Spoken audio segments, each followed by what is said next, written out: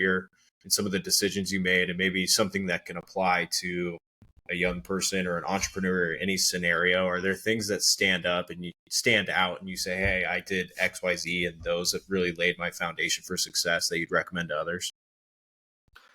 When I had nothing theoretically to give as a leader, I have always been very curious. Kind of a ravenous, curious guy, especially about my industry. So I'm always looking for mentorship. I have many mentors. I have several partners. I ask a lot of questions.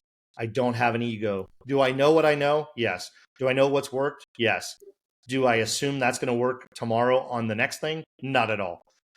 You have to really challenge yourself and your team and the brand and the concept, and you have to challenge everything. You have to ask why this is the right decision. Why is this the right thing?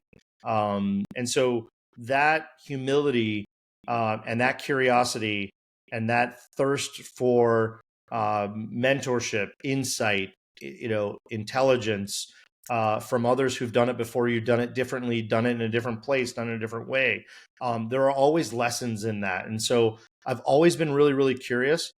And the other side of that coin is giving without expectation. No matter who asks for what they ask for, introduction, how did we do this? Who are we using for that? How did that product or tool or equipment work out? Tell us honestly. We just tell the truth, and we give without expectation, and we give back to anybody who asks for advice or insight or look behind the curtain. If you follow my LinkedIn, I have a series that just started.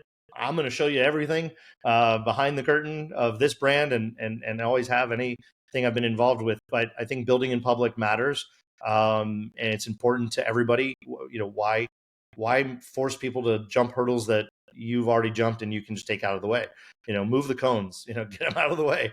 At the end of the day, I've always been known as a people builder, a team builder, a culture builder. And like I said earlier in our conversation, the variable is the human. I don't care what you do.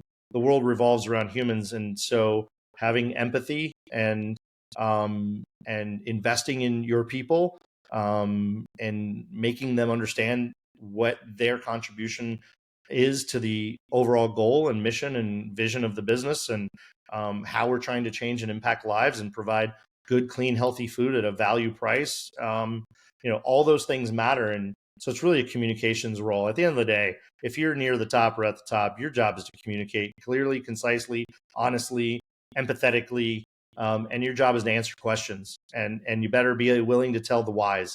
When somebody asks why we do that or why that's that way or why did we make that change, you have to be ready, honest, and clear about the decision making, and you need to be transparent. And because they're going to take that and they're going to run with it, and they're going to back you, they're going to cheerlead you.